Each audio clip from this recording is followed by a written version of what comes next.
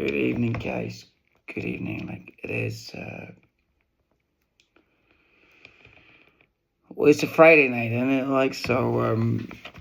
We'd normally expect people to be out drinking and doing whatever, but we're all boxers, are we?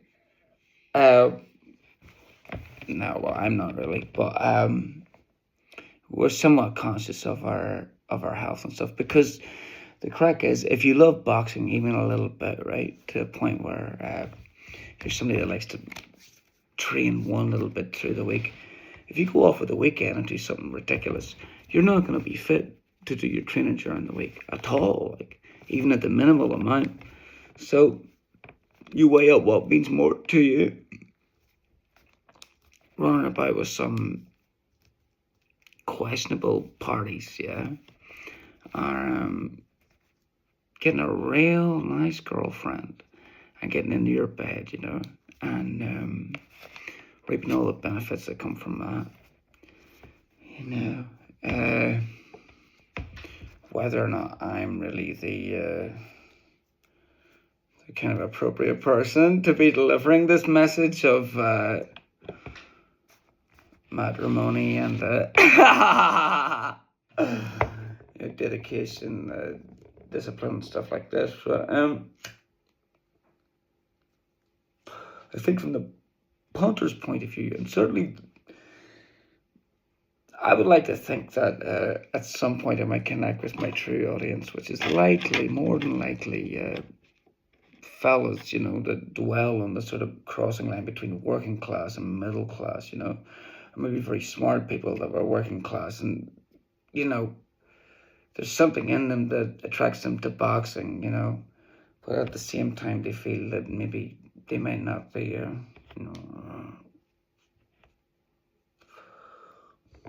rough enough, hard enough, tough enough, criminal enough to be granted the same status as what some of their heroes might have already achieved or earned. You know what I mean? So there are many, I would say, around the world, very educated boxing fans that probably haven't boxed a lot in their lives and probably haven't even been in too many fights, like even growing up in school and stuff. Like these guys were never in scraps at all. They don't know too much about fighting, you know what I mean? But being more intellectual types and smarter fellas, there's something that they see in it that attracts them to it. Is it the bestial sort of aspect, like the bull run in Monaco or Madrid or wherever it is, Is it that bloodlust thing? No, for these guys it's probably more the technique and the poetry of some great boxing, that lures these guys in. And then there's the historical aspect of it as well. A lot of people like to get into the whole thing of, well, yeah, Kid Gavilan, beat Sugar Ray Robinson in France or something like that, So there's a lot of scope within boxing for the average academic or more intellectual type fella. Not to say that the average boxer is an intellectual. Some of them are quite smart guys, but guys that sort of come from the other side of the tracks, and what is it that they need to know? Well, they can watch, they can speculate, they can break down fights, they can learn to, count the punches, and they might have an innate ability and a good eye for boxing, but they can look at a fight and say, yeah, I can see what's happening there, and they can point something out. And they feel that inside, and they want to be able to prove that to somebody else, that is involved with boxing, so that maybe somebody will go, hey, this kid actually knows what he's on about, you know what I mean? I think a lot of boxing fans fall into that category, because they'd love to be fighters. they love to be warriors, but it's just not exactly who they are, So and then there are some that would take you by surprise, guys with little silly faces and ridiculous haircuts. It turns out can actually fight quite a bit, but you know, boxing's a mad old sport, isn't it? Like, it's quite crazy. It's like they say, you don't play boxing, And I think some of these guys get involved and, I mean, not as much as wanting to get to the gym and things like that, but their knowledge is might be worth something to somebody, you know what I mean? But I think perhaps to ensure that these kind of what's the word for it? Prodigal son or something, is it? Progeny, when somebody's a prodigy, when somebody's a prodigy, right? So it's like a young kid comes into a certain discipline, say like music, sport, of any kind, and they turn out to be like completely, like the age of 17, they've masterminded the whole thing, They're beating Russian, chess grandmasters and stuff, just like that and stuff like that. Who is this kid, So boxing's a very funny sport in that, the people that actually box a lot of times come from working class backgrounds, which isn't to say that they're excluded from being,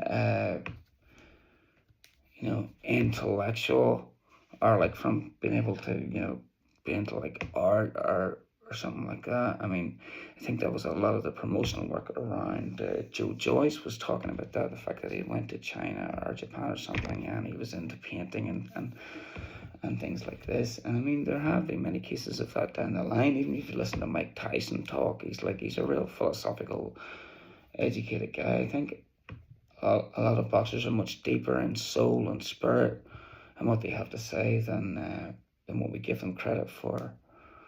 It's a strange sport in that it does call these warriors from one side, and then from the fan side and the guys that write about it, a lot of times these guys are like, of a completely different disposition altogether, They mightn't have laced gloves up in their lives or even had a street fight in their lives, but they love it. They love it for some reason.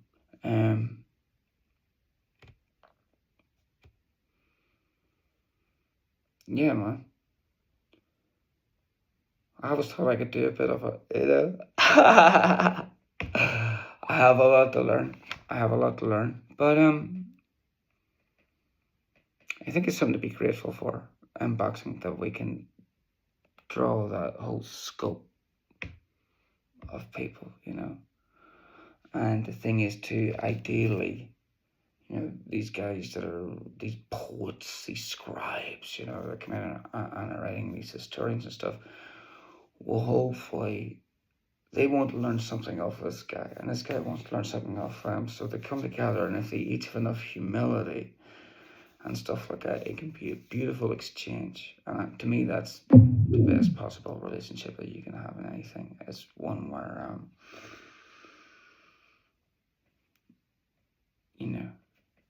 people can benefit each other in that way, And it's good that there's a sport that mixes guys that are probably would have been top of the class in their time, like, you know what I mean? With guys that might have been top of their class, but they were certainly top of the athletics list, you know what I mean? They went on to be pro boxers and stuff. So